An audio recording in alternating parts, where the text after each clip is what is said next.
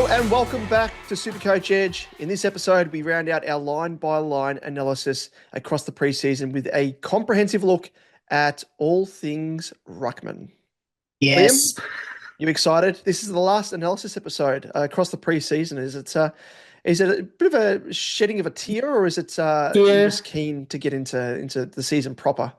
I mean, I guess we're recording this before, obviously before round one, so I'm excited for round one. Opening round won't count. That's technically started the first game last night as you record this. Yes, obviously, yeah, that started last night. But we don't it's a count weird that. feeling.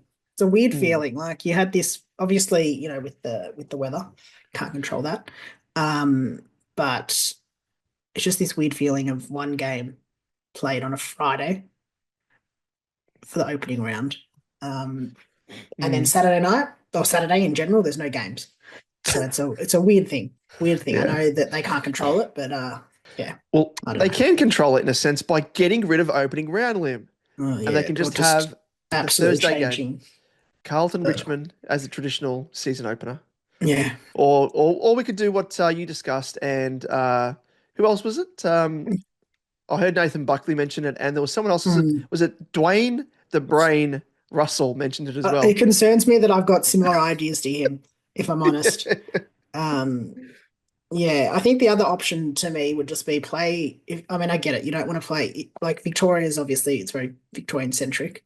The AFL with 10 other teams in Vic, but so I get it. They want to obviously focus on not international, interstate markets.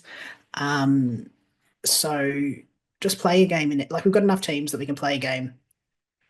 Every game can be played interstate, is what I'm saying, from Victoria. Yep. So just have no games in Vic. Play them in Tassie, Gold Coast, Brisbane, Sydney, Canberra, all that kind of stuff. Obviously in the Adelaide and Perth as well. But yeah, I don't know. That to me is more logical, and then you get every team involved. Exactly. We don't have a weird little buys and a compromised fixture with teams having played and others not. Anyway. Strange, very strange. And you can celebrate the game of AFL by playing it across the land. Yeah. I mean, that's what makes sense to me. Like the time to play this game would have been last week when the NRL was in the US. Play it during that week so that you've got free reign. Yeah, that sort of free reign. And anyway, but whatever. Well, we are here to discuss Rucks, Liam.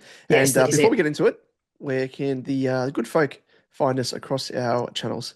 Yes, on YouTube. You can find us at SuperCoach Edge, and don't forget to subscribe so that you are notified when our content does drop from week to week.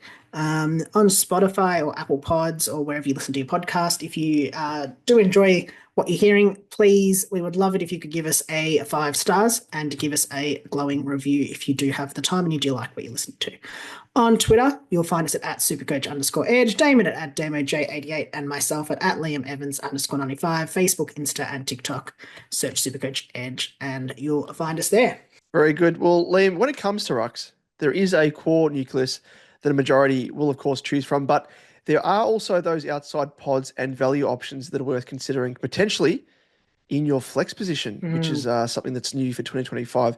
And what are the rookies and the cash cows? Well, we'll cover them all in today's ep. And first up, we do have the man who is, I think, the most expensive in the game. And it is Max GAWN, priced at 668.9k, 2024 average of 124.1 with the round 15 buy. And GAWN, well, he proved all the doubters wrong in 2024 that he was in no way ready to slow down due to his age. He may have been another year older, and that beard may be getting a little bit grayer, but he was still as dominant as ever, scoring 16 100-plus scores and 10 120-plus scores, which was actually the most behind Marshall, who was on 11. In fact, the 124.1 average in 2024 was his highest dating back to 2020. So he did prove that an old dog like him does have indeed new tricks. And he started 2024 like a house on fire, averaging 129.9 points across the first half of the season before injury curtailed him, and that dropped to 116.4 in the second half. But once more, we ask ourselves, being another year older as the sole number one ruck, can GAWN continue his dominance?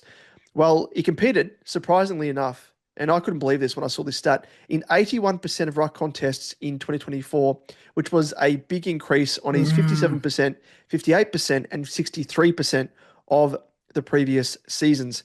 So there is no reason really to suggest that GAWN will slow down in terms of responsibility given to him as the D's sole ruck. But surely at some stage it has to happen. And I guess there is one little sort of maybe hint with the recruitment of Tom Campbell, the journeyman who's played at a whole host of teams.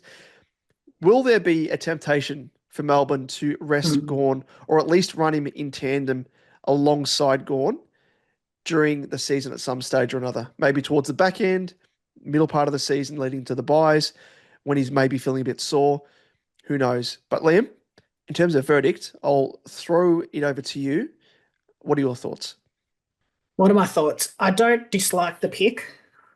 Like, I don't have an issue with picking him at all. I don't know what his ownership is. It's probably fallen slightly with the news of TDK being, or Pitnet being out. So that probably, hurts GAWN in a sense, just because you can get a bit of a savings there. I don't hate the pick of him. I had him in early in pre-season. TDK has come in for him, so I don't dislike it. Even in the pre, just talking as well about his dominance in the ruck, or his sort of dominance as the ruckman for the D's. He had in the preseason match, he had 91% ruck contests.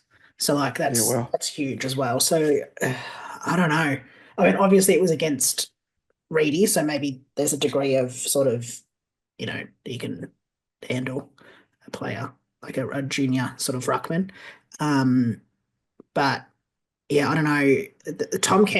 I don't know. It just worries me in general for Melbourne, just the reliance on GAWN as a ruckman, because what happens if he does break down, or as you said, he's another year older. I think he's 33, turning 34 end of the season, off memory.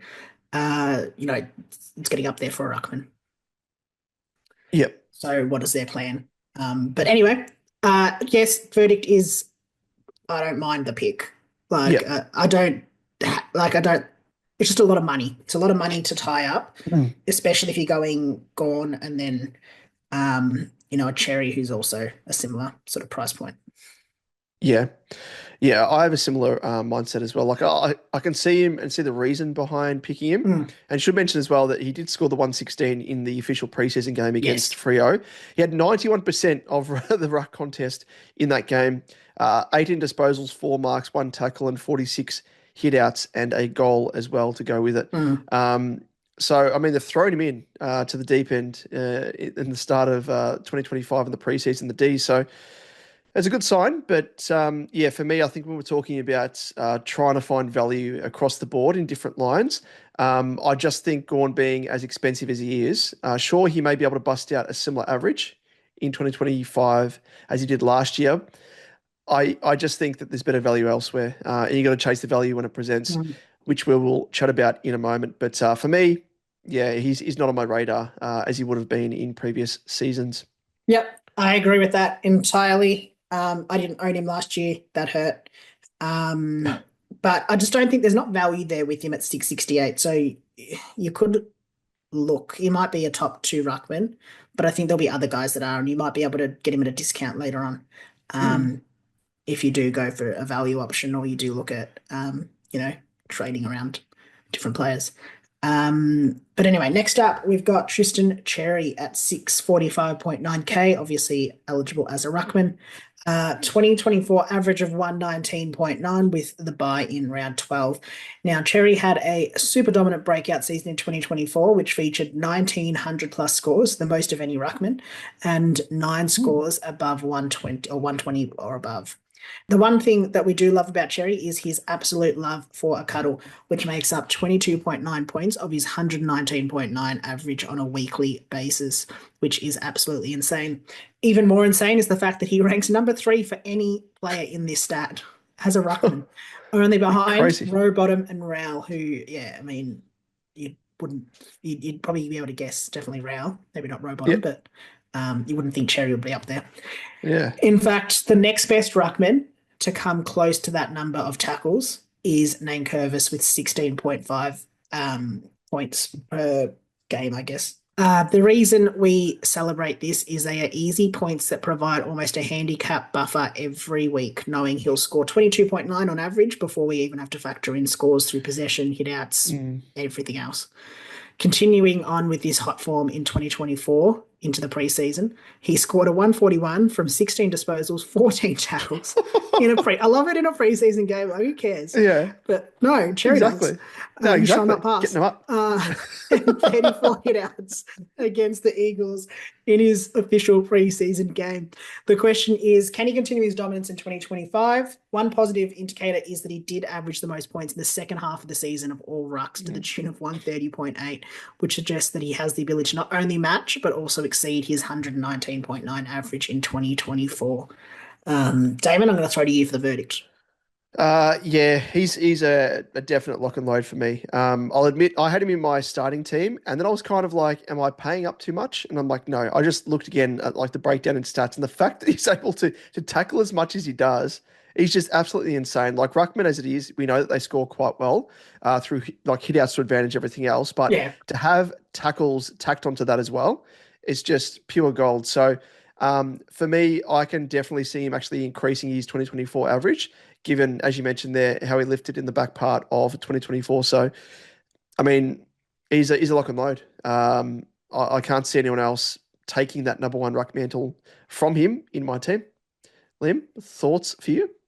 Has been in my I had him last year, towards the end of the year. Yes. So got lots of those lovely big scores. I have had him.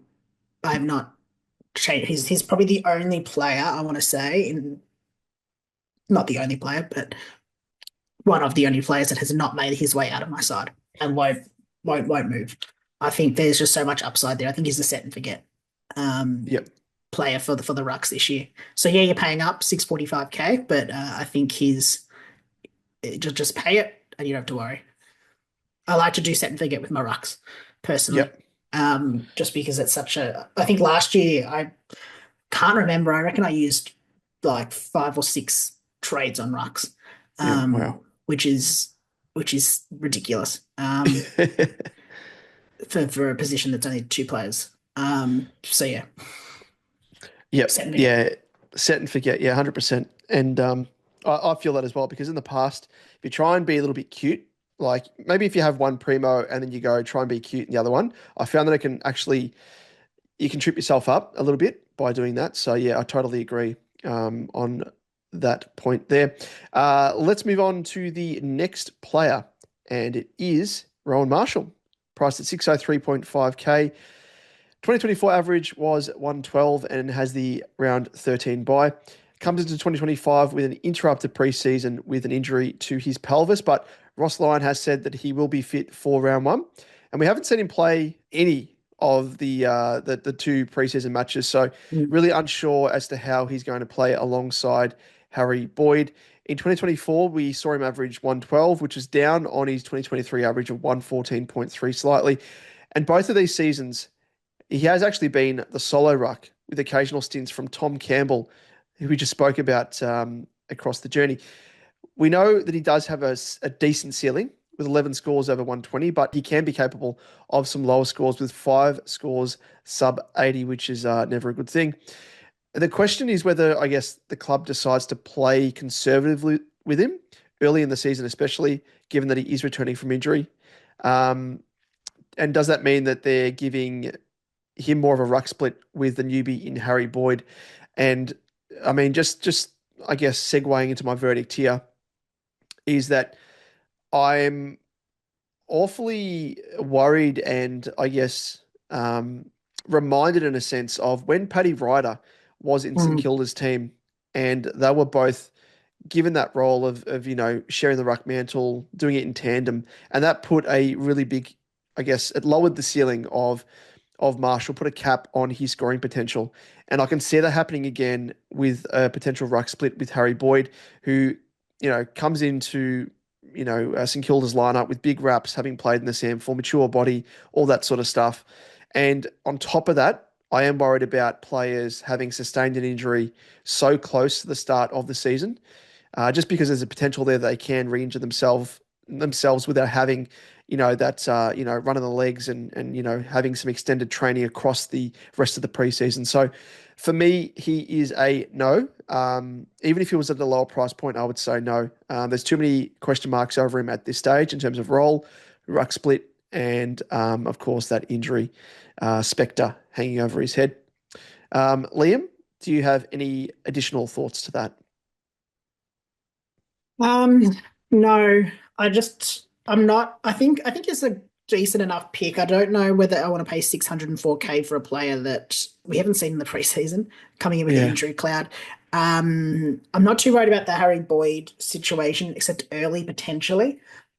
Just if they try to ease him back in, they're being conservative with him across the preseason. So whether they continue that early on, that's the question. So for me, it's a no. Like I'm not picking him. He hasn't really been one I'm considering in any way. I'm just, yeah, no, not for me. I can see the appeal for some, but I just don't think there's that much value there at this stage. Yep. There's too many question marks. There's not the value. Yeah. Yeah. 100%. So let's move on to the next guy, and it is Toby NANKERVIS, 594K, ruck eligible. Absolutely love it.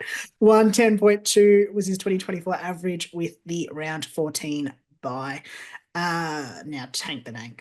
Tank the Nank. Nank at the tank. His average of 110.2 in 2024 came from 110 plus scores, 13, including 9 times 120 plus and 6 times 130 plus scores. So big scores from Nank. Oh my God, what is wrong with me? He is a bit of a tank. Copped one from him and concussed me and I can't speak anymore. Yeah. On the flip side, though, he did have 3 scores sub 80. So 73, 69, and a 58. I think one of them was injury affected off the top of my head, but and the 58. But don't quote me, I can't remember. That did see him finish as the 7th top ruck, I guess, based on total points. But if you account for the average, because he missed a game, he comes in as the 4th highest scoring ruck based on average. So pretty good there from Tank. The Tank got it there. Average 104.8 in the first half of the season as well, and then came home with an absolute wet sail, lifting that average up to 116.2, which is absolutely huge. Historically, has only averaged 100 plus in a season on 2 occasions, though, which were both 2023 and 2024. So he's in rare air. His form's picking up at 37 years old. I don't know. I feel like he's very old. Yeah. But 2021 and 2022, but 2021 and 2022, he did go at an average of 93.6 and 96.5. So not exactly, poor scores or poor averages there. Just not quite upper echelon. First up faces Carlton in a favourable matchup where he does tend to score well with a 137, a 121 and a 112 in his last 3 matches, and scored 131 in the preseason match, which consisted of 22 disposals, 4 marks, 5 tackles and 28 hitouts against the Pies. So it would have been up against Darcy Cameron there. So if you do have a bit of a kink for pods, Nank is definitely one that you should consider with an ownership of 2.9%. Low. I mean, I You've got a kink for Nank, don't you? I do. That's especially when you read that, you're I like, actually don't. I don't mind the pick. Like Yes. as an absolute, he's an absolute pod, so it's gonna destroy you if. But he's high enough. Like I think he's a pod, but he's high priced, which is nice Yeah, because that's he's true. I don't know, touch wood, but I mean he's been durable. I think last season he missed the 1 game. Oh, the year before he played 15. The year before 22. Yeah, so so it's not that durable necessarily. But I don't dislike it. Yeah. Like at that high price, if he fails early, you can pretty much go to anyone, like down to anyone that Yeah. you would want. I mean, I'm not suggesting to do You're talking it. yourself into him. I'm not suggesting to do it, but if you do really like pods, I Yeah, think it's true. it's one that I don't dislike because he does have that ability to score well, like 6 times 130 plus scores is huge. And only 3 scores below 80. It's not too bad with 1,300 plus scores. Yeah. So I don't mind it. Don't mind it. And as we spoke about as It's a well, no though for me it's a personally. no. But He's talking yourself into him. just by the way. By the end of this, you're going to be like, oh, you're going to show me. I'm going to be like, Liam, show me your team. And Nank's going to all of a sudden be R1 for you. But Would speaking have of, him at flex. yes, you actually could. You could. That's a very good point. With Nank as well, we mentioned it when we were chatting about Cherry, and he averages 16.5 of his average. Yes. That's 16.5 of his average points is made up of 110, tackles. yeah. Yeah. So again, another player who has that sort of cheat code part of his game, gets And easy that's why I points by the think avenue. looking at it, he's got that pretty like only the 3 scores below 80 is purely just based off the fact that he's going to tackle. Yeah. Yeah. So I think that's a positive there. So, and I think you're talking about durability as well. This time last year in the preseason, he was battling it was a syndesmosis injury, I think it might have been. And there were those of us, and I was one of them, ended up going for, what's his name? Ruckman came back from like a million ACLs and unfortunately did his ACL again. Naismith? Yeah. Yeah, Naismith. And yeah, so I got him because I was like, oh, Nank will won't be durable. Yeah, miss. Yeah. And then all of a sudden he just didn't have any other issues. So No. incredible is the good old Tobes. But for me, Nank the tank. No, he's Nank the dusty tank, I think, because he's getting on in age. But he just never falters. But I'll let you have him, Liam. More for you to enjoy by me not having him. I'm not going to pick him. He's only 30. Jeez, I thought he was older than that. I thought he was like 33, 34. Well, I was going to say, I thought he was 37. Yeah, well, I mean, I did say that, but I thought maybe I was my age. Yeah, he's only 30 years old. Jeepers. Wow. There you go. Well, even more reason Who for you to would get have on him, Liam. Very good. Yeah, that changes everything. Yeah, doesn't it? Doesn't it? No, I just don't mind him as a pod. If you do want a pod for some reason, if that's the way you play, I feel like he's a relatively safe one because I just think he's got the floor, he's got the ceiling, should score well enough. But yeah, it's a no for me. I think there's better options. I can't imagine him finishing as a top 2 ruckman. Might finish top 3, top 4, at best. But I mean, he also had to go with a career best season at 29. Yeah. Like, yeah. Yeah, no, I'm on the same verdict. No from me. He's an absolute pest in real life. And yeah, he could be an okay watch. Maybe I should get him in SuperCoach just to soften the blow of me watching him in round 1. Yeah, but you don't. But you might like him then. Maybe this is the issue. I got him in late last year. And maybe that's why I like him. Yeah, that's exactly right. I think that is the reason. A little bit of a soft spot. As I can see the Nank the Tank poster behind you on the wall there, Liam. That's it. And the tattoo. Yeah, the tattoo that you affectionately put on your ass cheek. So no one can see it apart from your wife. Just for me. Yeah, and she's like, who is this? But not just the tattoo, but the face of Nank as well. Imagine that. Not even his body, just his face. Classic. There's a big old love heart around it. Well, Liam, let's move on to the next guy, and it is a fellow Bulldog. Next up, we have the Big English Breakfast, Tim English, 581.9K, ruck eligible, 108 was his 2024 average and has that round 12 bye. Now, 2024 was a down year for the Doggies ruckman with an average of 108, especially considering that he did have a career best season the year before, where he averaged 128, so 20 more points, and was the second highest ranked player for the season. So he comes in at over a 133K discount on his 2024 starting price, which was, he started in 2024 at 715.1K. You can get him now for 581, so you can get him sub 600K. With Jamara Ugle-Hagan out of the side indefinitely, you'd expect that Sam Darcy is going to be required a bit more forward, giving English much more uninterrupted time in the ruck. So with that, can he get back, closer to that 2023 average, hopefully? Well, courtesy of stats by Jaden, we can see the key differences in the breakdown of his scoring. So in 2024, his possession was down 6.3 points compared to 2023. Disposal was down 4 points. Tackles were down 3.9 points, and his ruck scores were down 7.8 points. So that's almost across a big part of his game. Yeah. There was only one. I think he had less clangers, but it was only marginal. So that was the only area where he'd sort of improved on in terms of scoring. in Supercoach in 2024, but everything else was either the same or relatively close or down. So delving a step further into that, we can also have a look and see that in 2024, Tim English averaged 72.28% ruck contests across the season, which was actually a decrease of 4.5% in 2023. So his scoring in the ruck has gone down, and he's also seen a 4.5% decrease in his 2023 scores. On top of that, including finals, the Dogs saw a decrease in their average ruck contests in a game from 2023 to 2024 by about, I think it's about 5 ruck contests a game. So it was 102.7 per game in 2023. 2024, it was 97.7 per game.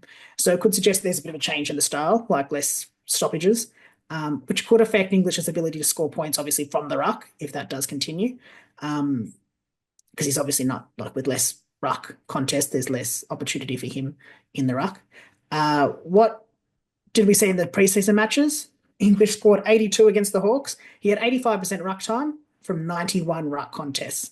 Obviously, it's only a 1-game sample size, but it is something to consider. So he's increased his ruck time, but his score was only 82. And there was 91 ruck contests, so that's again down. Preseason games tend to be more transition focused, so I wouldn't be too worried about that, less stoppages. But yeah, just something to consider there.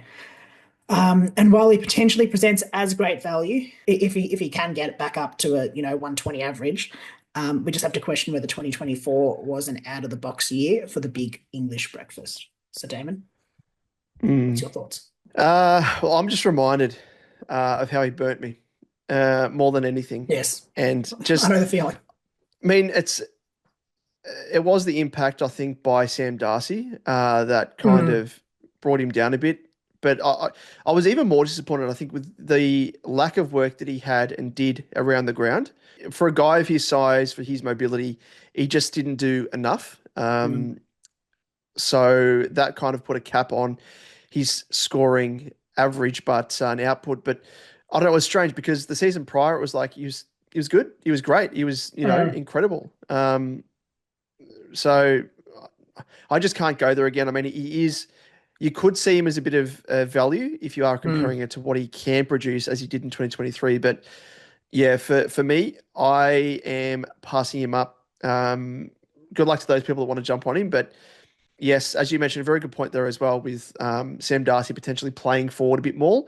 It might allow English to have more of that ruck mantle, but I think that's not really the issue. I reckon it's the work that he does around the ground, which he looked a little bit lazy. I will use that word, which was disappointing. Apart from when he was taking kickouts in the dying stages of games, courtesy of Bevo. Do you remember what game that was? That was like was against Hawthorn, and they ended up losing. They needed to. Yeah, it was.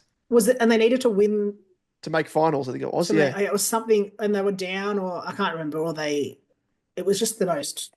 I don't know, it was deer in headlights. Bizarre, actually was like, if you look up deer in headlights, it was him taking that kick out because he had no clue what he was doing. And he was like running left, running right. Where do I go? Almost do a 360. Yeah, it was incredible. But that pretty much summarized, I think, his season as a whole. So for me, forgot about that. I am looking elsewhere. What about you, Liam? Yeah, I agree. I just looking at his averages, career averages, 108 is his second highest. So we had that 128 in 2023, and then 2024 has had 108. Went 105 in 2022, and then back in 2020, he went 102.6. So it's not like, and so he's priced at an average of 108. So he's already above sort of not what he's capable of, because we've seen him go at 128, but it's above. It's like that could be an outlier. We don't know. Exactly. So that's where I'm worried. If he'd gone, 105, and there'd been other years where he'd gone 108, 110, I'd be like, okay, well, there's still value there across the season. He's underpriced because we've seen him do it before. But because we haven't seen him back up 128, I don't know. That's my concern. Well, next up, Liam, we do have someone that played in the game last night in opening round. It is LLOYD MEEK, priced at 557.6K, 2024 average of 103.5, has the 2 buys in round 4 and round 15, and was able to score very, very nicely against the Swans in opening round. Scored a 126 from 14 disposals, 5 tackles, and 2 goals as well. So drifted forward, took a couple of nice clunks and converted truly. And was, I guess, able to lift his 2023 average from 63.9 to 103.5. So a big, big jump there. And a big part of that was due to the fact that he took the number one ruck mantle outright with both hands, with Ned Reeves falling out of favour. In 2024, he managed to ton up 14 times with 4 scores above 120 as well, but also had 5 scores below 90.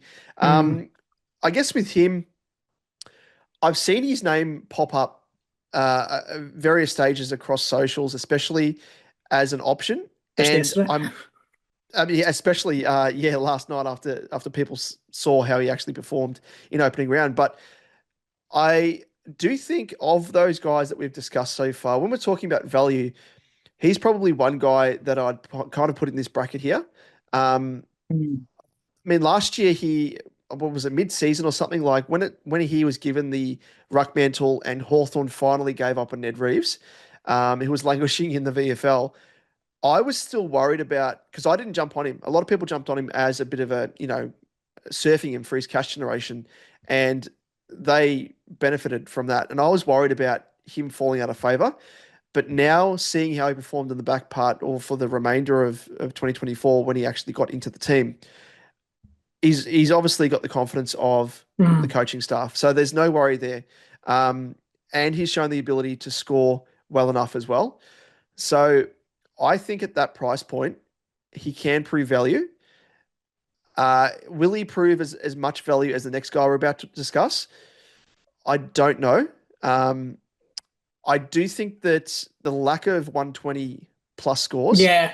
Sure, he had like the 14 100 plus scores. But that's probably the one thing that's missing from his game, is being able to, as a ruckman especially, score a super high score. So if he can take that next step, and he's already done that in opening round, he's already 1 for 1. He could potentially be one of the value rucks, I think, of those that we're discussing. In terms of verdict, I'm not fitting him into my team because I do prefer this next guy we're chatting about, because he has a few more runs on the board, I think, with having sort of a better ceiling, I think. Yes, yep. So for me, he's not in my side, but if I didn't have this next guy, I would be willing to take the punt, I think, on Meeky. What are your thoughts? No, I agree. I probably haven't really considered Meek at all, if I'm perfectly honest. Yep. I don't see him necessarily being top 2 ruck, and that's where I'm kind of going. I think the next guy on the list could be a top 2 ruck, but I think there's still question marks because when we get to it, we'll chat about it. So there's, I'm going to sound a little bit not, like I'm not really going set and forget necessarily, but I think it's more just knowing that we've got the 40 trades.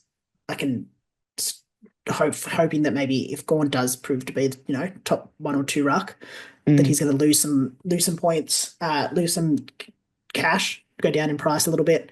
And then, do a bit of a swap over, if I need to. But I just don't see Meek necessarily being that top ruckman necessarily. Looking at his scores, and I think you nailed it when you kind of said he only had 3 scores above 120. One of them was a 125, one was a 130, and one was a 145. Now, the 145 came against West Coast. So, I mean, that's expected last year. Yeah. But looking at his other scores, his other 100 scores, so he had, as you said, I think it was 14. 1, 2, 3, 4, 5 of them were between 100 and 110. 1, 2, 3, 4, and then 4 of them were between 112 and 115. So, I just don't think he's got that ceiling that we want to see, which I think you'll get from a Cherry. Cherry's got the floor, and Cherry's got the ceiling, which I know that they're completely different priced. GAWN's got the floor, got the ceiling as well. Yep. English, I don't really rate at this stage, looking at who else we've gone through. Romo, I think he's got a ceiling, but there's question marks there. Yep. I don't think Meek's got the ceiling. Not a strong enough ceiling, a consistent enough ceiling. Yeah. But having said that, like if you look at his season, he was very like ultra consistent, like with those 100+ Yeah, scores, which is a good thing, yeah, especially if you're that's playing for not bad. leagues. He's got the floor. Um, He's definitely got the yeah, floor, but mm, not necessarily the not so ceiling. much the ceiling. Yeah, So I think agree. it depends on what you're looking for. And just looking quickly, his break even's 103, so he's already made that 126. So he should Yeah, make some cash, depending on how he goes. But we've also got to factor in that he's facing the Dons, who are in round one, who are yeah. typically harder to score against for Ruckman. So yeah, so it's probably a no for me. I don't hate the pick though, but I haven't really considered it, especially considering that you could spend 10K less Mm. and get this next guy, Damon. Who is it? Yes, it is my boy. It is One your of my boy. boys, Navy boy, Navy blue boy. Tom de Koning, TDK, the king. It does translate to 547.1K. 2024 average of 101.5 and has the round 12 bye. A lot of this stuff here, which I'm about to read out, is what a little bit of penmanship here, except I typed it out. It's for the Swordplay season guide, and this is virtually it. So, really, to summarize TDK in 2024, it was really, I think, a matter of time before he broke out. He's Mm, shown flashes of his talent in previous seasons, giving a glimpse of what he can do. But boy, did he break out in 2024. And Liam, you knew all about this because you were an owner up until he unfortunately got injured. But yeah. with TDK, previous best average of 75.1 in 2023, that soared to 101.5 in 2024, which included 8 100 plus scores and 6 120 plus scores, where previously he had none across his career. And I remember this time last year, we were chatting about his prospects, and I was like, no, no, no, he's not going to be on the radar at all because of Pitnet. Like Getting he's it. virtually sharing a lot of the ruck, and that's what I'll get into in a moment. But it's amazing to go from that to what actually occurred, Yeah. and he just like shattered all of my expectations, even as a Carlton supporter. So that was pleasing to see. And if it really wasn't for injury cutting his season short for the last 5 games of the season, he was well on track to actually exceed his season average of 101.5. Such was his scintillating form, having averaged 127.6 in his last 7 games of the season. And in this context, he presents with massive upside and makes his price point of 547.1K extreme value. So the key to his breakout was increased opportunity as the side's number one ruck. And if you look at those 10 games that Mark Pitnet didn't feature him, it was evident as they returned an average of 117.6. And this statistical trend to note here is that when he had 68% or more ruck time in general, he was able to score a minimum of 96 plus in 8 of 10 games. Compare that to when he had to share the load with Pitt and he only averaged 78.6. So role is a big dictator as to whether his scoring ceiling is limited or is raised massively. So, I mean, that and likewise his floor. All of those big scores, you'd assume he'd be overly dominant in the ruck, like other, I guess other ruckmen. But what might surprise you is he actually ranks 27th overall for hitouts won with an average of just 19.9, yet he ranked 10th highest scoring ruck on average in Supercoach. So this indicates that he isn't overly reliant on his ruck work to generate points and is instead due to the work that he does around the ground, generating marks and disposals along with those contested follow-up, I guess part of his Mm, game that the role of ruck lends itself to and allows him to be almost a bit of an extra midfielder. Such is his aerobic ability. So a bit of an opposite, I think, to maybe Tim English in a sense, who is dominant in the ruck, but around the ground doesn't do enough. So it's very interesting there, bit of a mirror. Compare that to when Pitnet plays. Not only are his minutes in the ruck limited, he is stuck in the forward line where he's unable to generate those crucial points around the ground. So the question for 2025 is whether Pitnet remains the dampener on TDK and will they share the ruck at times? Well, with Pitnet out through injury for the early portion of the season, TDK, of course, will have the outright number one ruck mantle to bust out the same type of scores that we enjoyed in 2024. But as for when Pitt is fit, Poet didn't know it. As a Baggers man, I see, I guess, the way that the club used Pitnet late in the season in games where the opposing ruckman was more of a big-bodied bash and crash player, we think of our man Toby NANKERVIS.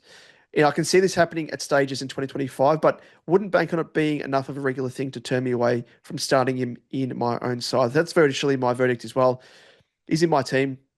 Extreme value, insane upside, and you've got to look at the last 7 games of 2024 to really get a snapshot of the next step that he can take in his game, which I think he can. And with Pitnet not there in the early part of the season, geez, he could do just that.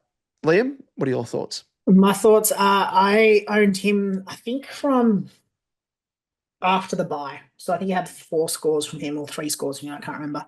And it was joyful. I think I Yeah. VC'd or C'd him one week. It was beautiful. So it just shows you how many trades I used in the ruck because I traded him in and I had to trade him out because he got injured. That's right. So just tells you. No, I think he was in my side, I would say, when Supercoach opened.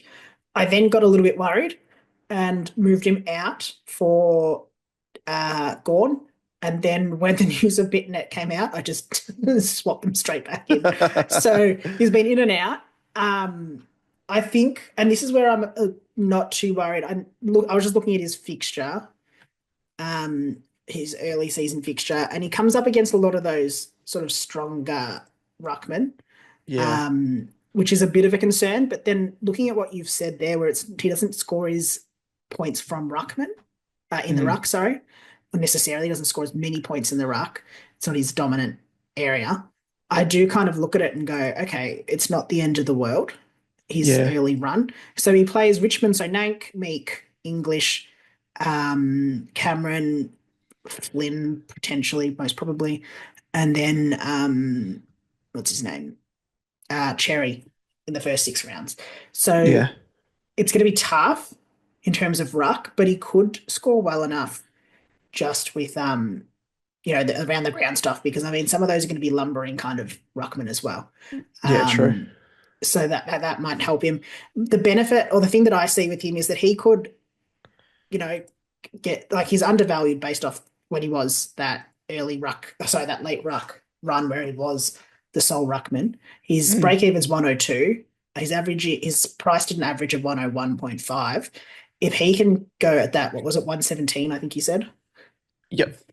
If he goes at that, he should make some cash and quick cash, hopefully, even if he can get a nice big ceiling score in there, make some cash real quick before Pitnet comes in. And then if we are worried about Pitnet, you could hopefully see GAWN maybe decrease a little bit in cash and then swap them over if that's what you're really wanting to do. I don't think you're going to need to necessarily do that, but that's a play that we can look at. The verdict is I'm happy to start him. Yeah, no, I like it. Yeah, it's a very good points there as well. And I mean, you're starting your team. He could potentially be a top 2 ruckman. We don't know. If he's not, as you said, very good point there. He's got the first, month and a bit to without Pitt, start like a house on fire, and bank points, bank money, and use him as a bit of a stepping stone if need be. So very good points there. And I mean, even after that, like I don't imagine Pitt comes in until TDK needs him to. Yeah. And looking at it, I mean, he plays Geelong. It's going to be Blixarves or potentially SDK. He absolutely smashed SDK last time. Riley O'Brien, Marshall, Grundy. It's really Briggs in round 11 before when Pitnet comes in and they face another kind of big bruising kind of ruckman in terms of Briggs. So you might not see him until round 11. Might even get another couple of games in there. Yeah, exactly. And I should have mentioned as well, just in terms of how he performed in the official preseason game, he scored 138, which is a good start. 17 disposals, 4 marks, 1 tackle, 20 hit-outs. So again, wasn't overly dominant in the ruck and was able to still score that 138. So yeah, it was good to see. And that was against the Giants as well. And I must admit though, like the Giants, it wasn't the big fellow there. It was against Lockie Keefe. Yeah. So lesser opponent, but still good to see that he started with a bit of nice form. Yeah, exactly. So I think he's very much one that you should or could lock in. I don't see an issue with him at all. Next up, we have Sean Darcy, 529.4K, ruck eligible, 2024 average of 98.3 and around 13 bye. He is injured, so do not start him. He's set to miss the first 3 games. I know, shock. Shrek. Poor old Shrek. So first 3 to 4 games. I don't know, something screwing his ankle or his knee or something. I can't remember. Yeah. So don't consider him for your side to start the year. He is a value in that sense at this price point. So watch him when he does come back in, returns from injury. But the biggest question with him is obviously his lack of durability. I just think it's going to hurt too much. So for me, obviously, the verdict is don't start him. Yeah, It just it's a seems given. obvious. But yeah, maybe look at him, but I just worry about his durability. And I Yep. don't think I've seen a few people talk about potentially, if you pick him, pick REIDY, so that if Darcy's not playing, REIDY is in. But as we'll discuss REIDY a bit later, Mm. I'm not sure if that's necessarily the best. Like, I don't think we're going to get good enough scores from REIDY to justify that. Yep. Yeah, exactly. Yep. Spot on. You hit the nail on the head there. I'll let you segue into this next guy, Liam, because he is linked to good old He Shrek is. Darcy as well, because He he is is. from Frio and he is a ruckman, of Yeah. course, given the episode. Named. Yeah, shock. Shock, shock. It is Luke Jackson, 509.3K, forward eligible as well as a ruckman. Similar average, 94.5 Mm. from 2024 with the round 13 bye, of course. And so obviously we've just discussed Darcy's injured. Does this send Luke Jackson stocks up in 2025? I mean, I feel like we had this conversation last year, Mm. which we all said, yes, it does. But I think Yep. there's more nuanced discussion to have around it Yeah. this year, especially. So Jackson scored 129 in the preseason matchup against the D's from 18 disposals, 2 goals. Obviously, no Darcy. Took 36% of the ruck contest, which were 31 for 11 hitouts. Also played at times sort of as a ruck rover on the ball, which was interesting to see. And interesting to see whether they continue that, because I could see some, points for him just Mm. being around the ball. When Darcy did miss in 2024, Jackson averaged 106 from 11 matches, which just shows Darcy's lack of durability as well. However, when REIDY was played, Jackson was not played as the first ruck and did see a decrease in his average to 87. So that was just 2 games. So 2 scores, 90 and 84, and those were in the final 2 rounds of 2024. But when Jackson plays with no REIDY and no Darcy, which gives him obviously bulk opportunity in the ruck, we do see that average increase to a whopping 110.2 from 9 games. So there's definitely upside if he is the main ruckman.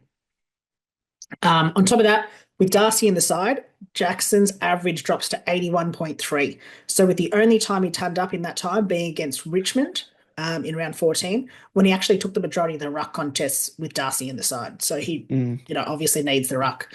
He's going to play as a forward otherwise. So it's hard to pick him for me, as he doesn't really present as massive value at 509.3, priced at an average of 94.5. When Jackson's in the side, when Darcy's in the side, he scores 81.3.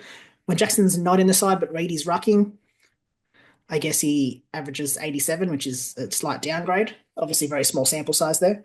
And when Darcy and Reedy, that's the only time when there is a positive value look at him there, when it is 110.2.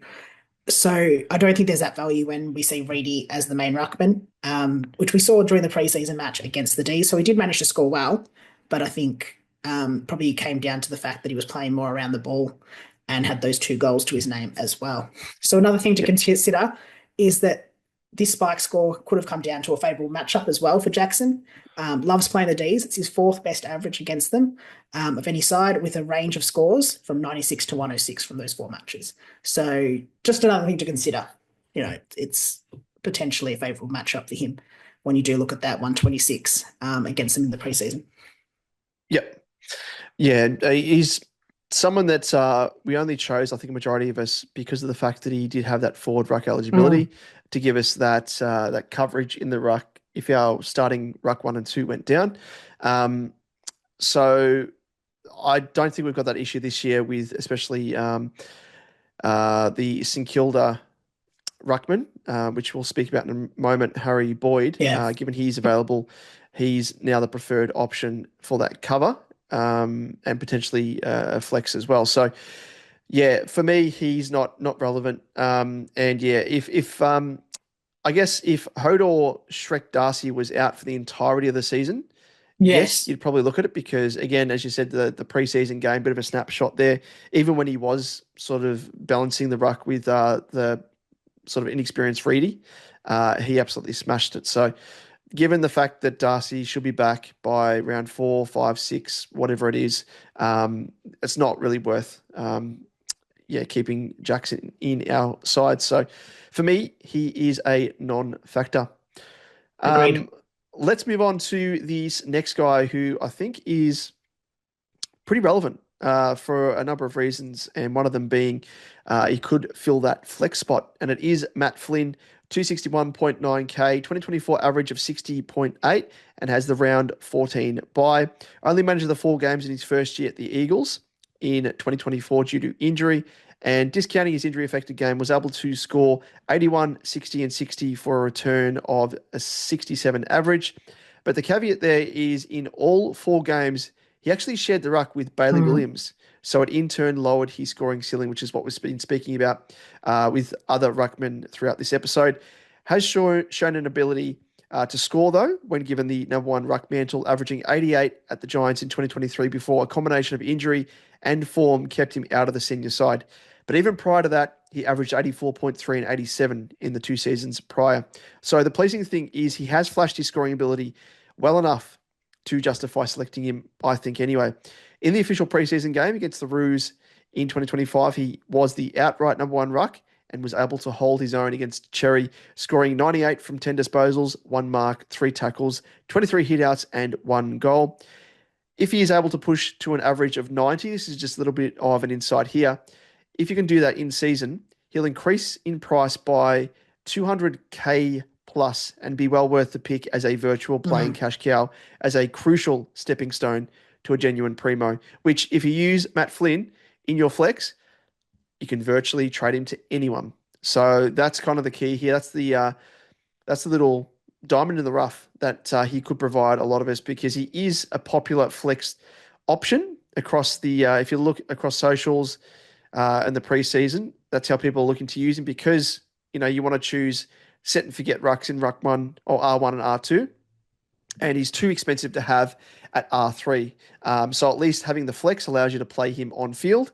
And that, just segueing into my verdict, is what I am doing at the moment. Must admit, he was in my starting team. He then got pushed out as I fiddled around with the structure. But he's now made his way back in after getting confirmation that he will indeed be the number 1 ruck. So Liam, what are your thoughts? How do you sit with Flynn? In like Flynn? I had him in my flex. I think I'm similar to you. Had him in my flex initially, pulled him out, didn't like him because I was worried about his job security with Bailey Williams. Not necessarily job security, but just sort of worried about his role, whether he shares the ruck. Also just about his durability. He's made his way back in with that confirmation that he is number 1 ruck. I think the benefit I see with Flynn is that he's shown that he has a ceiling when he has played as that kind of main ruck. So we know he can score well. Like, he's had scores of 132, high 80s, high 90s as a bit of a floor as well. Trying to go back through all his scores. Obviously, when he was sharing the ruck, that was a big issue. 2021, when he burst on the scene with a 140 against St Kilda and then got injured after that. But I think I like the pick. I think the benefit for me of him in flex as well is that I wouldn't pick him in R2. I think that's too risky. And that's a worry for me. I think the benefit with him in flex is that you can also downgrade him if it does fail quite easily. So at that 261 price point, I mean, I'm looking personally for sort of lower end mid-pricer at flex, just because I want the points in, like, I'm kind of looking at points in my on the field. Sorry, my prices on the field. I want the primos in their position, basically. So I'm looking at those sort of those low end mid prices or high end rookies, and the benefit with him at 261 is kind of one of the more expensive ones. So if he fails and Gussie looks like he's about to pop off, easy swap. Don't have to find me cash, trade him straight in. If Finn O'Sullivan, for instance, if you don't start him, he gets that halfback role, looks good, looks like he's going to score well, then easy swap as well. So that's the benefit of him there for me, as well. If he starts, I don't know, but at this stage, it looks like he will. That's a very good point as well. Like, choosing guys that are at a higher price point, it's obviously easier to trade down to another Yeah. player that's potentially popped off if this selection has failed, compared to if you're starting a lower price player and then scrambling to try and find the money that you may not have in the bank to trade up to a player that's started a season Yeah. like a house on fire. So, yep, a very good point. So yeah, so he's in my side. I don't mind the pick, but I don't think he's a must-have necessarily, I especially agree. not at R2 or Yeah, R1. yeah, Please don't exactly. start him at R1. Yeah, but even as you said, like R2 as well, at that price point, unless you've got money in the bank, It's if a he big fails risk. or if he gets Yeah, injured, you're stuffed you because got who do you nowhere to trade go. into? Yeah, Down below you'd have to go. 261.9. Yeah, You'd have I to don't run even know. You'd have to what's go to his like a name? REIDY or something like that. Yeah, or just run Harry Boyd, Yeah, um, and hope that he can score well enough if he's in your R3. So yeah, don't want to be putting yourself in that position there. I think that's part of the reason why a lot of us are looking at Flynn in the flex, just so we're not handcuffing ourselves to, what could happen if it's a failed pick. yeah. Like I'm just having a quick look now. I don't think there's a player that's going to play in that. I mean, you might get an Archer Reed if he plays as a forward, but it's going to be Mm. poor scoring. Yeah, I don't think there's going to be a player that's going to be worthwhile um, for you if you do go for Matt Flynn at R2 and it does fail. So, next up, Liam Reedy. Already spoken about him a little bit this episode. 132.6K, ruck eligible, 2024 average of 41 with the round 13 bye. The young ruck was able to break into the Dockers side for the last two games in 2024, but they weren't anything really to write home about in terms of scores, with a 53 and a 29, sharing the ruck load with Jackson whilst Hodor Darcy was injured. Our first glimpse of him with the number one mantle across this preseason was in the Indigenous All-Stars game, where he was well matched against Livingston from the Eagles, who we all know all too well as an important R3 loop in recent seasons. Our favorite sort of loop, Yeah. our favorite of all the ruckmen, and he Yeah. didn't blow us away with his performance, unfortunately.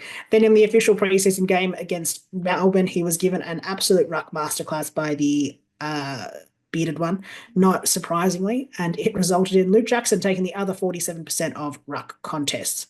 He did end with a score of just 15 from 3 disposals and 17 hitouts. Jesus. And I think he had 1 hit out to advantage for the game. Like, it's just Yeah. low, Wow. low, low. I mean, you're rucking basically against GAWN, so I do understand why. But Yeah. tough. Still. Wouldn't surprise to see Rat Jackson used in tandem with him come round one, and we all know that spells danger for any ruckman, especially one as inexperienced as Reedy, who has struggled to date. Even if you were super bullish on Reedy, with Hoyd or obviously Sean Darcy there, back from injury as soon as probably round 3 or 4, you may only get sort of 1 price rise out of Reedy, if that. If he does come back in round 3, Mm. not even getting 1. No. And at 132, it's not probably good enough to have him as a loop option. Like, you wouldn't want to use him as a loop option, especially when you've got someone else we're about to talk about. But Mm. in terms of verdict, Damon, what's your thoughts? Yeah, I mean, the big one there is, apart from his form line, which is pretty average at the moment, Darcy's imminent return is going to see him lose his spot in the team. There's no two ways about it, unless he's blowing away the competition and, Freo think, oh, we might persist with it. But even then, I mean, they've got Jackson who can play both roles as a key forward and a ruck. Do you need another player on top of that who's only a ruckman in Reedy? With Darcy in the team, probably not. I think structurally it just doesn't work. So yeah, I think it's a bit of a risk, too much of a risk, and I don't really see much upside there. 132.6K, save the money and go for this next guy who we'll chat about. But Liam, anything different to that? I was looking at him, but I just don't think it's worthwhile anymore. Like, there's No. no benefit. I'd rather this next guy. Yep. And this next guy, Liam, is Harry Boyd, who was spoken about. It is a price of 99.1K. Does have the round 13 buy, of course. The Saints have that favourable buy. And he was taken in the preseason by the Saints as under the SSP, and he does offer a bargain basement price for our ruck line. In the preseason match against the Power, he took 65% of the Saints ruck contests for 18 hitouts for a score of 40. At his low price point, he won't need to rack up lots of points to make cash, but a spike score could see him be a very valuable cash cow. Obviously, Marshall didn't play as he recovers from that pelvic injury, but there should be some job security for Boyd with King out of the side as well, and the Saints in need of a tall forward option too. The big benefit of running Boyd at R3, though, is that there's basically no downside. If he plays, he'll make cash with a break even of just 18. And if he does get dropped before maxing out, he can be a valuable loophole option at R3, and he doesn't cost you much. So that's the thing. There's no downsides to it. There's only upsides. It's make cash, or he's just a loophole option that we've kind of used the R3 position for anyway historically. And then on top of that, the Saints, they feature in 4 Saturday games and 7 Sunday games in the first 15 rounds as well. So you can potentially, hold off. And if he loses his spot, you've got him as a bit of a loophole as well, which is extra handy.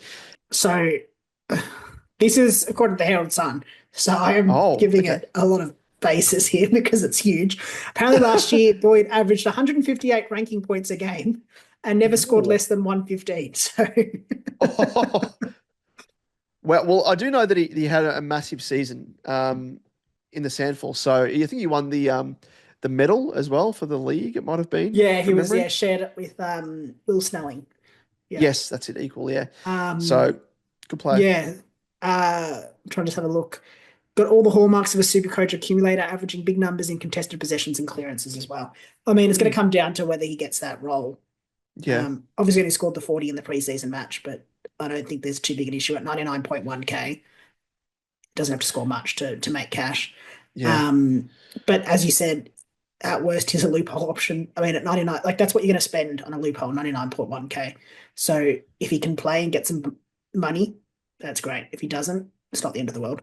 The Saints are going to get, Saturday night, Sunday night games. Saturday night, Sunday games anyway. So it's not going to hurt. So yeah, he's a lock in my side basically at R3 currently. Yeah.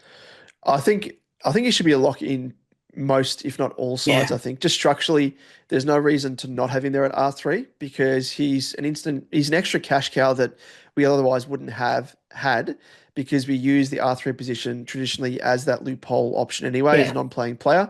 So it's a bit of a bonus. And yeah, we kind of chatted about there's no downsides really to it.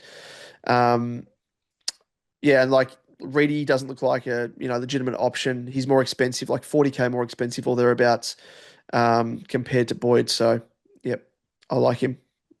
Likewise. Lock and load. Well, Liam, that does round us out and conclude us on this episode, of course, chatting about rucks, but it completes our entire line-by-line analysis in defenders, forwards, mids, and rucks. Did I forget anyone else? I think that's it. Just the 4 lines. Yes. I mean, obviously flex, but that's any player. Yeah, exactly. We'll cover that in all the other lines because it applies to all of them. Yeah. And I think you got to think about your strategy because different players, how you want to play it. Like I said, for me, I want to look at a lower price player, sort of an extra cash cow, potentially, or a higher price cash cow. But others might be wanting to play someone a bit more like a mid pricer, a higher end player. But yeah, it's up to you. Yep, exactly. And I mean, that strategy can change as well in season, depending on guys dropping in price. You could potentially down the line, maybe even use Shrek Darcy in the flex when he comes back. Exactly. If he maintains his fitness, he's at a cheaper price point. You might have found the cash to then bring him, trade up to him, have him in the flex. And imagine that, him, Gawny potentially, or a TDK or a Cherry, having those, 3 of those 4 ruckmen, it'd be very, very handy in your team. So something to be fluid with, no doubt, as well. Now, Liam, I didn't brief you on this. I haven't put it in the run sheet, but it's because I forgot about it. And it's something to do with our exclusive SuperCoach Edge Champs League. What a champ. It is an exclusive head-to-head league, which we haven't released as yet. Only 20 spots available. Well, 18 if you discount us, Liam. So we will reveal the code for those loyal people that have tuned in, watched to this point, or listened to this point. You can join. So listen very carefully or watch carefully, but you're not going to watch me. Oh, you can watch my lips move if you're watching us on YouTube.